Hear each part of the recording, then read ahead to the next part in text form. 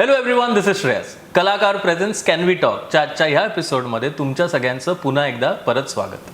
आज आपल्या एपिसोडमध्ये आपण एका अशा व्यक्तिमत्वाला भेटणार आहोत जी एक मीडिया प्रोफेशनल आहे, जी एक स्टोरी टेलरसुद्धा आहे आणि ह्युमन कनेक्शन्स या माध्यमामध्ये ती बरंच काही काम करते. हा एपिसोड थोडा इंग्लिशमध्ये असणार आहे, तर सबटायटल्स बघायला विसरू नका.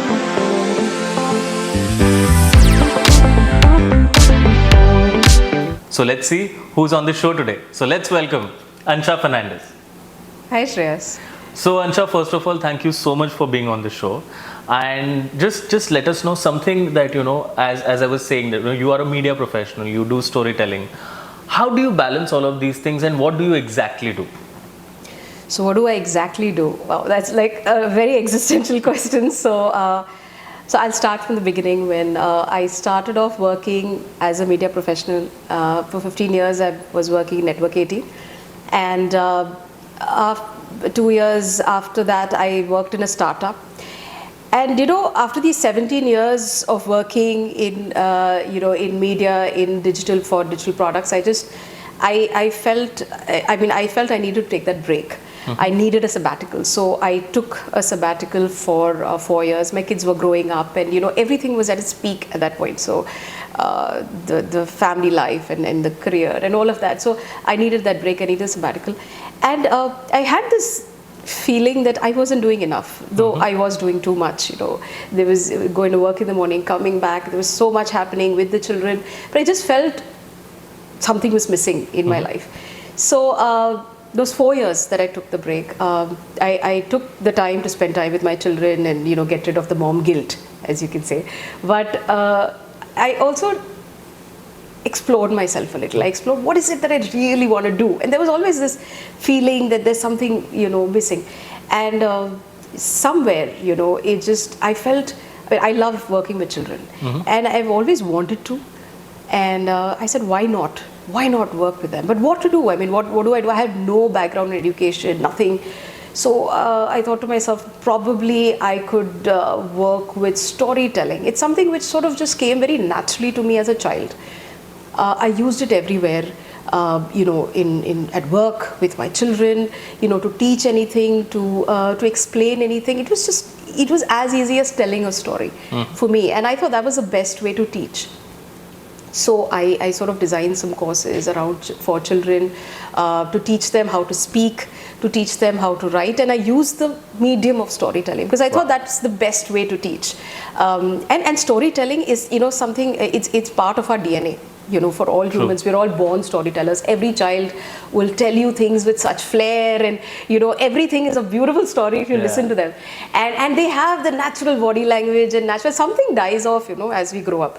But I wanted to maintain that in the child, and so I thought, why not tap into that part of it? And I think I explored it also along the way, that it was a beautiful way to teach anything. Okay, and children just absorbed it. They knew how to do it. They could be themselves when they're telling a story. So it was very natural. It was easy. It was just quick. I use that to teach, writing, creative writing, and story, and speaking in public, standing in public and speaking with confidence, using your own words. I did that, and it just sort of, it worked for me because that's something I did very natural. Something that came naturally to me. So it just something I did. So. And then I guess 4 years of doing that, and I really wanted to explore a lot more in this, but then COVID hit. So like I said, I love working with children, so the whole energy of working with them, sitting with them, so because COVID hit and that couldn't happen, I went back to my professional life, because that's a big part of me too. The kids had grown up by then. I went back. I'm working with HT Media now. I've always worked with digital products. It's something I enjoy. I love it. Okay, I love working with that. But then there was that part of me which I had explored, and there was this part of me which I really enjoy. And you know what? Both of them, my left and right, gets balanced when I do both. And I realized that I need to do both. That's who I am as a complete person, right? So I continue doing storytelling with the children. I do courses. We've, just published a book of stories. 13 children have written from the ages of 10 to 14. they've written stories, it's been published on Amazon, and it's just very fulfilling just to see those children write and explore that whole side of them. I continue doing courses on storytelling. I tell stories to all kinds of people, and and then I continue working also, and I think it's a wonderful balance now. I somehow was imbalanced back then when I was doing only just one thing. It was lopsided. This is what I would say. Unhappy in some way, something wasn't right, but now it's perfect. I mean, I think it's a perfect balance. You can keep exploring yourself and find a lot more of you, and that is work in progress. But this is what I do. That's very interesting, and what I see is that there's no age where you can't start, right? I mean, after 17 years of career, you started something to perceive your passion. I think that's brilliant. So याच्यामधनं आपल्याला एक कळतं की वयाची मर्यादा नसते. You can start pursuing your passion at any age, right? And that's brilliant. And once again, congratulations to you for having that book published on Amazon. And I think, as you said, I can see the fulfilling experience and the feeling on your face. That's brilliant. But tell me one thing: how does storytelling help people? So how does it help? So if I talk about life skills, okay, if I have to learn a life skill, I think it's easier for me to teach it through storytelling, the medium of storytelling. Like I said, if you have to stand and speak in public, okay, I have learned public speaking in school, where there is a very typical way of teaching public speaking, where the children will stand on stage and say good morning to my principal and my dear friends. It's taught in a very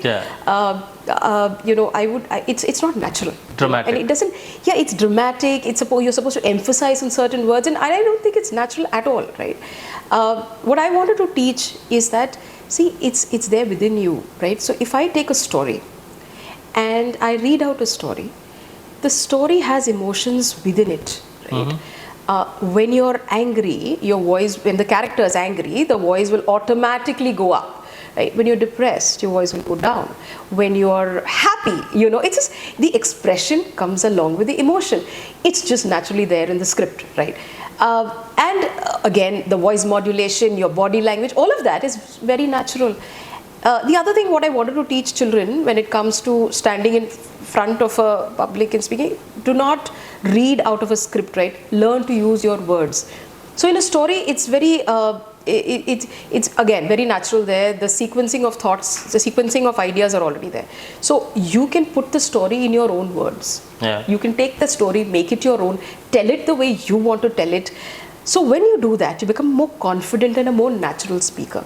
Okay, you are adding a lot more to that story, and you can just take. So that was just the premise of how do I teach a person how to speak, stand in front of an audience and sort of just speak. The other thing is, in a story, it's easy to involve the audience, right? It's never, when again, you're a great public speaker, you interact. When you stand on stage, if it's just a monologue, it's very boring, right? Yeah. It's got to be a dialogue with the audience. So in a story, again, you can involve the audience. You can ask them to repeat something and all of that. So that's what I teach the children. But all of it is a natural extension into when you go on stage and you speak. It can be used, all of these techniques can be used, right? So what I taught them is that use stories to learn all of this. And then when you go on stage and you speak in public, it just automatically comes naturally to you. Again, you use your voice, you are natural, you're being yourself. So every child who goes on stage and speaks in their voice. They're not speaking in somebody else's voice or what is told to them or how to sort of use your voice in a different way. They're using their own voice, they're being themselves, they're more comfortable and they're more confident that way. The most important thing is about picking an idea. So no idea is silly or weird, or nobody can tell you that, right? You have an idea, you can take it and you can complete it. You've got to live with it, you've got to walk with it, you've got to eat with it, and that idea will grow within you, right? And that idea will take shape, and then you will be able to put it down on paper. And then once you've done that, you've detailed it out, all your characters will come to life. You'll be able to, again, decide what your character can wear, how they'll speak, what they look like. All of that is done, and then once you've done with that, I will mentor you on how to sort of shape it perfectly. So I think every child needs that experience, because what they realize is any idea can become that. can become a reality. And that's all I'm teaching in creative writing. See, I can't teach creative writing. The whole point, it's called creative writing. How do you teach creative writing, right? It's about taking your idea and taking it into completion, and that's important. So it's very that again for me is a life skill. You can call it creative writing. I've sort of shaped it into a sort of a course that's palatable to the public. To parents, they think, oh, my child's learning how to write, but really the child is learning a process. Right. And okay, you learn a lot more because you learn how to write, your vocabulary improves, you read a lot more. So again, that's a whole storytelling process. I guess storytelling comes there. So that's where I'm sort of using storytelling to sort of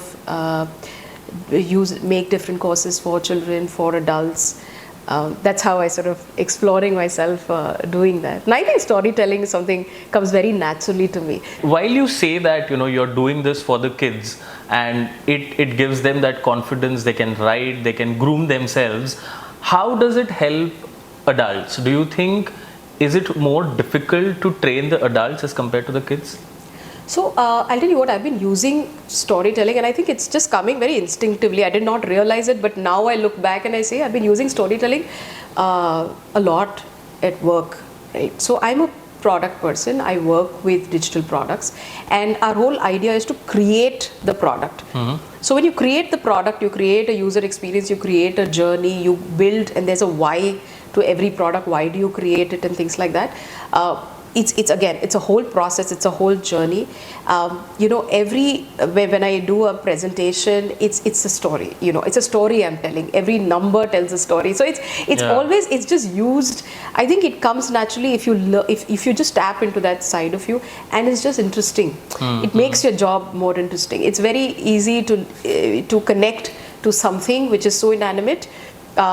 Because it's part of a story, there are people involved, and also presentation, when you're talking to people and you're telling a story, people enjoy. Otherwise, most of them people are on the phone when you're sort of giving a presentation, and I don't have that problem. So I people listen because I want to make it interesting. I would want to also be, if I was a listener, I would want to hear a story. So the question you asked, whether it's difficult to teach adults.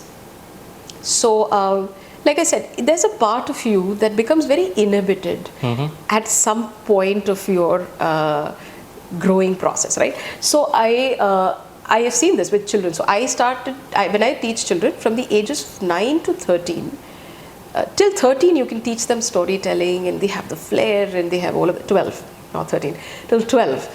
And they're not inhibited. The 7-year-olds are easier to teach. They just come and they'll do exactly what you tell them, and they'll do a lot more. As you grow older, some part of you just sort of closes up, right? And I don't know why. Maybe it's just the way you're supposed to conform. So there's a bit of you that sort of the person you really are is not really coming out, right? So I don't know why that happens, and I've seen that happening with children.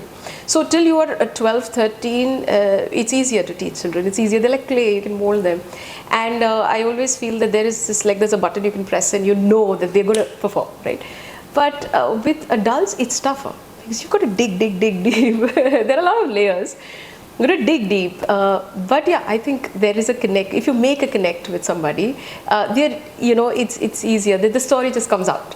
They're able to open up, and they've got to open up to themselves first before they open up to everybody else. So it's difficult. It's a process for them. Because everybody's walking around with a mask. You don't know who the person is, right? The person behind the mask. So true. And everybody's scared that mask will fall off. Oh God, what if people know who I really am? And I just feel that part of it's tough. I mean, it's tough to sort of, and see, many a times when I've spoken to adults, they themselves don't know who they are. True. Because that mask has become them.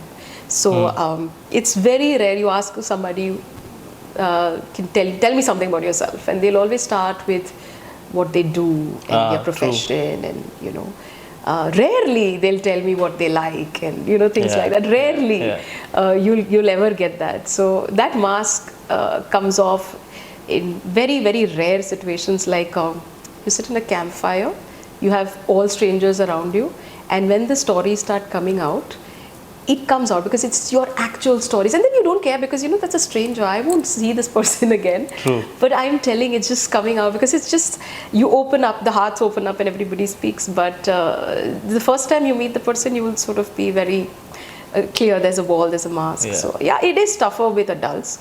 But because, like I said, you have to first know yourself before you open it up to the other person. No, and I think it makes so much sense, right? Because that is the main motive of this particular podcast also, that we would want to show people the real person behind that mask, right? Because is it because people are conditioned basis their designations, where they work? Do you think it's more about the status quo that they have? Is it because of that they don't really be the way they are, or what do you think?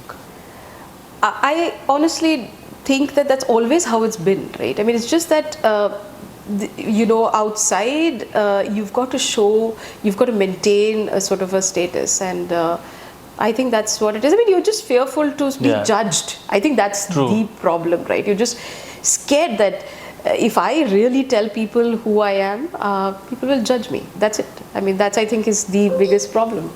And yeah, I mean, if you can tell who you are without anybody sitting in front of you, judging you or looking at you like, okay, this is, I don't mind then opening up to you, right? So yeah. I know I can completely relate to you is because I feel that I'm way too emotional. I call myself an emotional fool at times.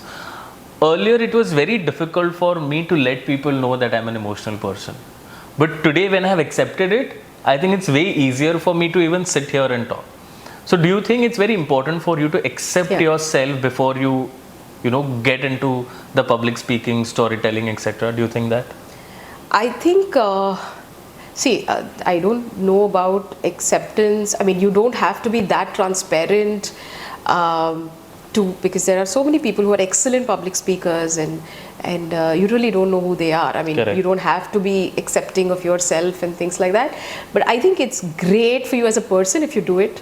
I think it just shows, when you stand on stage and when you speak, everybody can tell who's genuine and who's not. Yeah. That's it. I mean, I don't think that, it's not a requirement, a prerequisite that you have to accept yourself to be a public speaker. I don't think so. But it's great if you do it for yourself. And people sort of know it. It's obvious, right? It's just that it shows on your face that.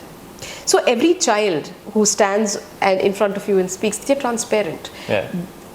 It's not about them accepting themselves. They just know that's who they are. They don't have any layers. They don't have anything.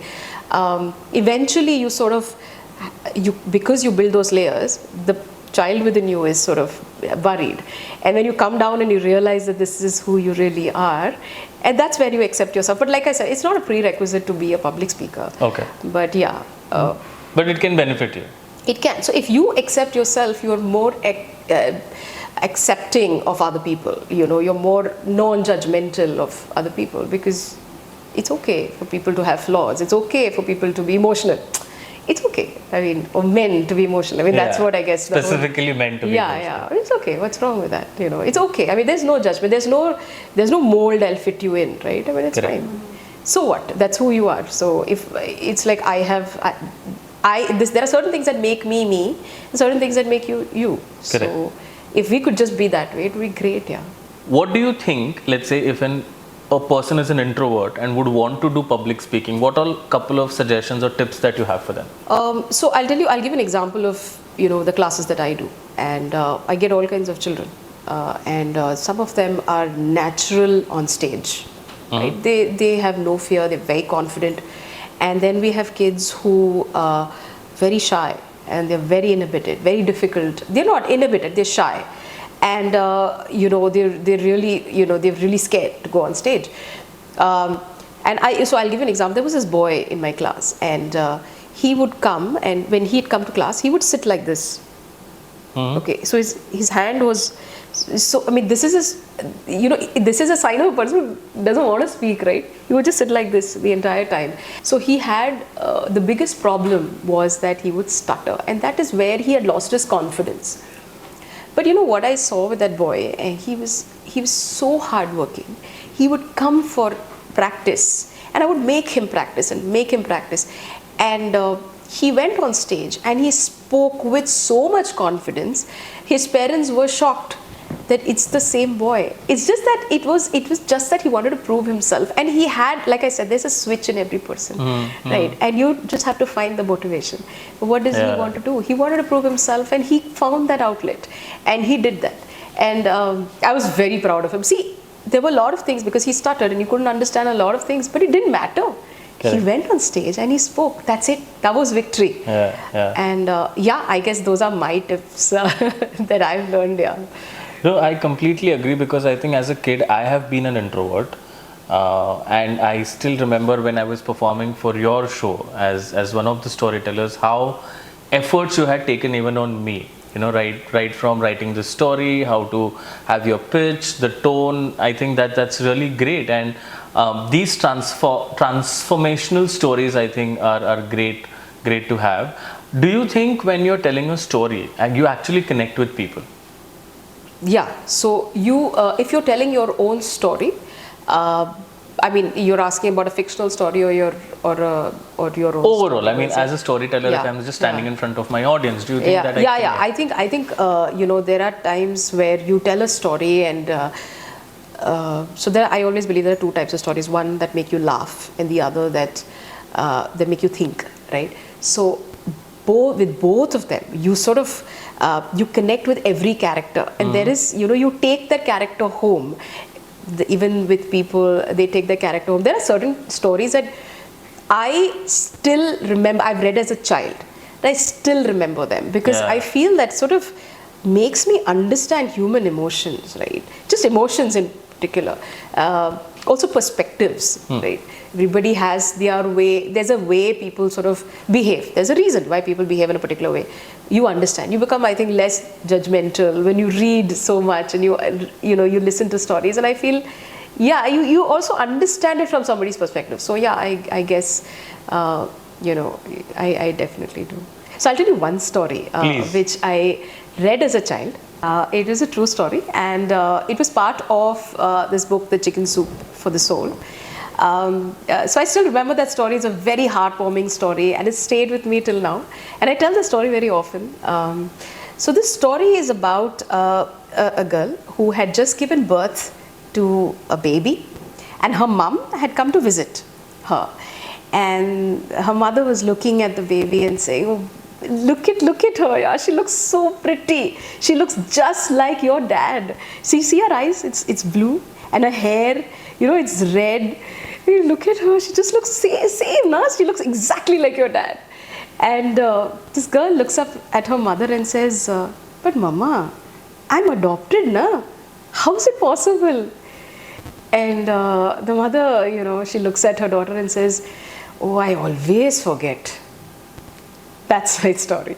Ansha, on that note, you know, as we're talking about that stories connect people, you know, there's one particular aspect as a personality or as a human that you do is human connections, right? Switching the gears a little, what is it? I mean, you know, for the layman who's watching our podcast, what is human connections actually all about? So I will answer this with an incident that sort of happened with me, and that's where this whole journey started for me.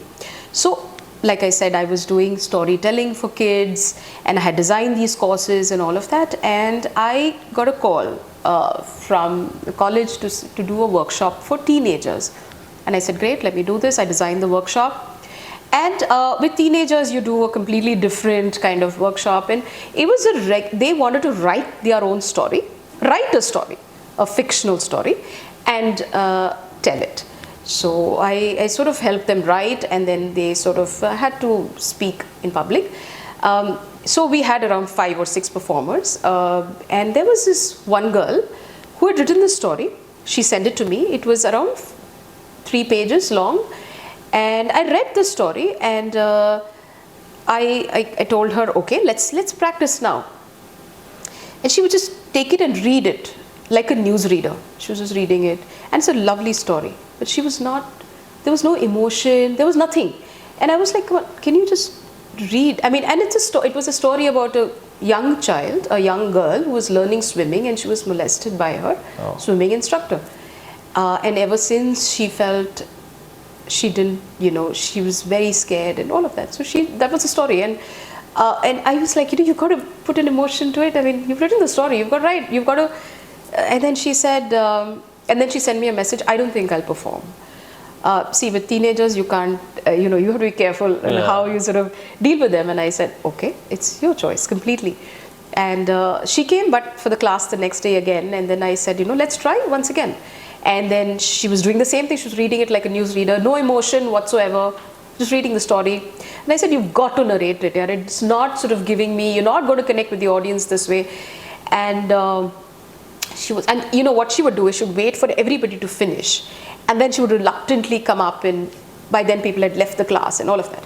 So I said, okay, fine. And then before the last day, I told her, listen, I would love you to perform, because it could be a healing process.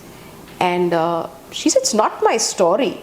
So I said, I didn't say that. I said, maybe try putting some emotion in it, and it might help you.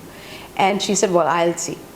On the day of the performance, we had an auditorium, there were around 300 kids, everybody had come, and she came in, and I said, you'll be performing? She said, I don't know. So, okay. She sat over there, all kids finished, and then she got up, and I said, you are performing? And she said, yes. She went on stage, she started reading. Within the first 3 sentences, she broke down, crying, and she was howling. So we had not even got to the story, but she started crying, like really loudly. She was weeping and crying, and see, the entire audience was dumbstruck, right? They didn't know what was happening. They were like, okay, what's going on? Like, why is she crying? And then somebody from somewhere said, come on, you can do it. Come on, you have to. It's not your fault. You have to. I don't know what happened, but I guess kids pick up the vibe, whatever. I said, you have to do it. Tell the story. It will help you. And I said, come on, continue. And she read the story. She cried and cried and cried, and she read the story, and people were clapping through it all, and she got a standing ovation at the end of it. I think probably that's the only story that kids listened to, okay, during the performance, because they were so happy, and they said, come on, it's not your fault, you're not the victim, and all of that. And then after this thing, she came and she hugged me, and she said, Ansha, thank you. And I said, see, I told you it'll be a healing experience. And she said, thanks so much. I said, next time, don't wait for 20 years to tell your story. And she said, I feel so happy. I feel so happy. And I was taken aback because I wasn't expecting that.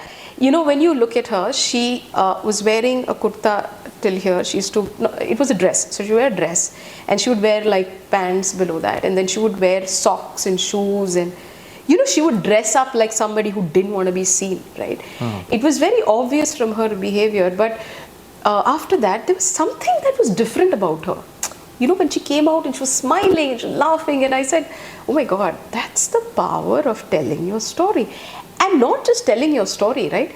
Just getting the validation that it was fine. It was like group therapy. People who were sitting there may have had the same experience. People who were sitting there may have known people who've had the same experiences. And it must have connected with somebody. I mean, maybe out of the 300, maybe 100. But something stirred inside everybody, right? And she just stood there and just sort of just shed her baggage, right?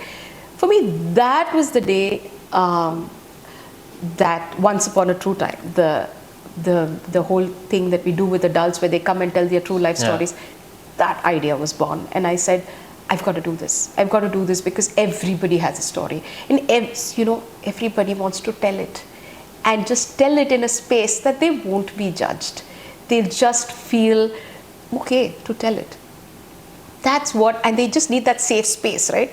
That was my whole idea.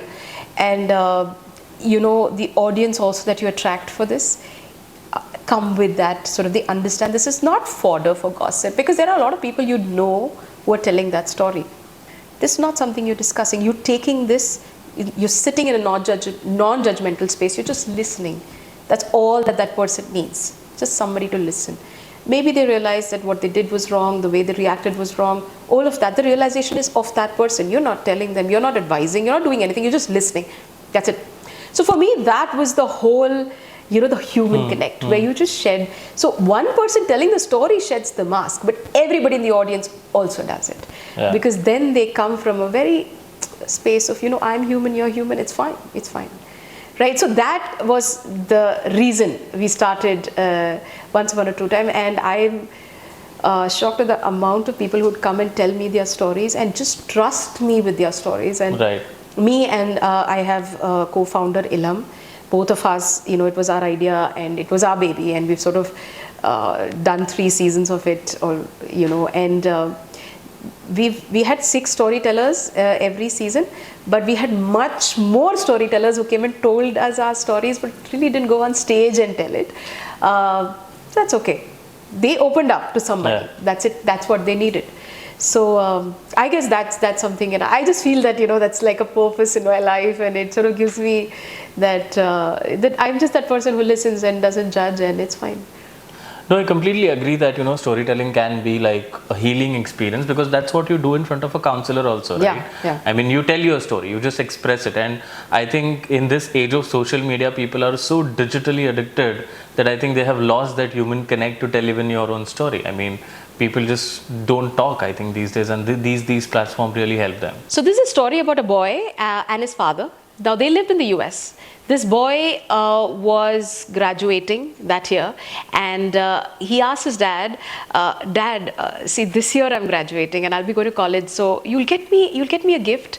So in the US, there's this practice, when kids graduate high school and they go to college, there's usually a expensive gift that parents give their children. And the father said, "Okay, I'll get you something, but you've got to promise me that you're going to stand first. I mean, that's important."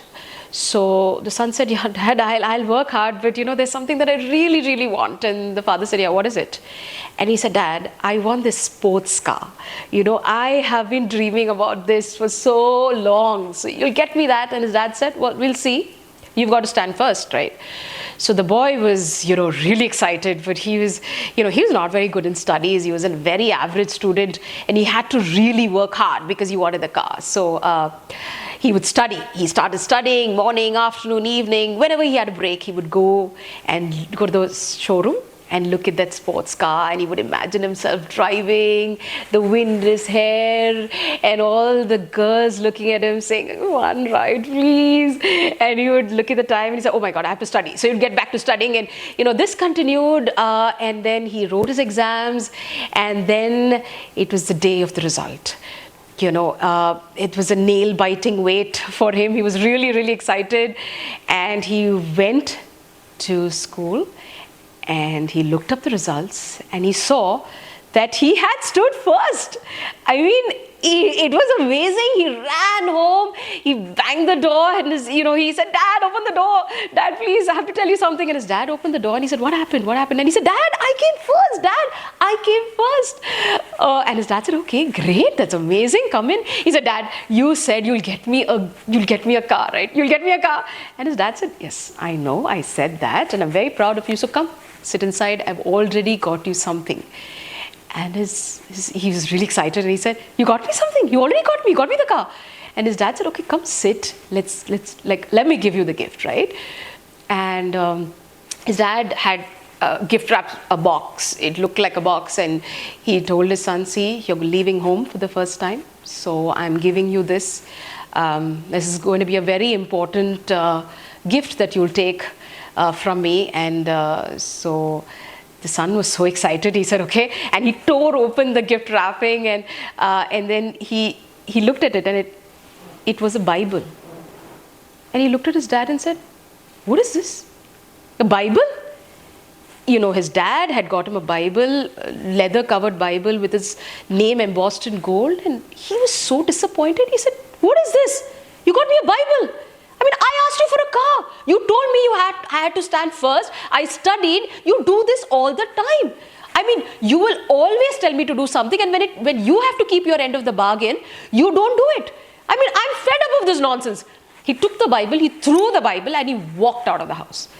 And he never came back. Now 20 years passed. His father passed away. He got a call and somebody told him, see, your father's passed away. Please come home. Please come home and please see him for one last time. So the son came home very reluctantly. He had not seen his father for 20 years. He entered the house. He seen all his relatives and, giving him very judgmental looks. So he didn't want to stay in the house. He walked out of the house. He went into the garage. He sat there. He saw all the boxes with his name. He sat there for some time. He picked up one of the boxes and he was going through the things inside the box. And as he was going through his old photographs, his old things, he came across the Bible. He looked at the Bible. He picked it up. And all those feelings of anger and irritation just came back. They just came rushing back. And he was so angry with his father. He still was so angry. After 20 years, he was still angry. 20 years had gone by. And if only his dad had given him the car that day. If only his dad had kept his end of the bargain. He looked at the Bible. He opened it. And inside the Bible was the bill of the car that his father had purchased for him that day. That's the end of the story. So Ansha, thank you so much for being on the podcast today. It was great and I loved your story.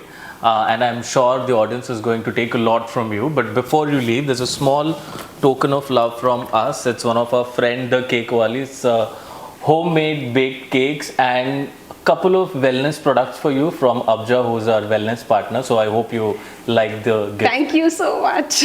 Thank you so much. I had a wonderful time, Shreyas. Thank you for calling me. Thank you. Thank you so much. Keep watching. तुम्हाला episode कसा वाटला नक्की comment सेक्शनमध्ये लिहा. Stories कशा वाटल्या नक्की आम्हाला सांगा. तुम्हाला कोणाला पुढच्या एपिसोडमध्ये बघायला आवडेल तेही कळवा. सो कलाकार चॅनलला लाईक करा, शेअर करा आणि सबस्क्राईब करा. See you next week. So do try these Abja skincare products. These are elite Ayurvedic products for your skin and hair. आजचा हा एपिसोड तुम्हाला कसा वाटला आम्हाला नक्की कमेंट सेक्शनमध्ये सांगा. यूट्यूबवरील कलाकार या आमच्या चॅनलला सबस्क्राईब करा. व्हिडिओ शेअर करा, कमेंट करा, लाईक करा. हे सगळे एपिसोड्स आम्ही तुमच्यापर्यंत घेऊन येऊ शकतो कारण की आमच्या मित्रांचा, आमच्या फॅमिलीचा आम्हाला खूप छान सपोर्ट आहे. आमची नेहमीची गिफ्टिंग पार्टनर, आमची जवळची मैत्रीण द केकवाली. तिची लिंक डिस्क्रिप्शनमध्ये दिलेली आहे. केक ऑर्डर करायला विसरू नका. आमच्या या सेगमेंटचे wellness partners Abja, the elite class ayurvedic wellness products, त्यांचीही लिंक दिलेली आहे. प्रोडक्ट्स नक्की ऑर्डर करा. नवीन एपिसोड बघायला विसरू नका. भेटूया पुढच्या रविवारी.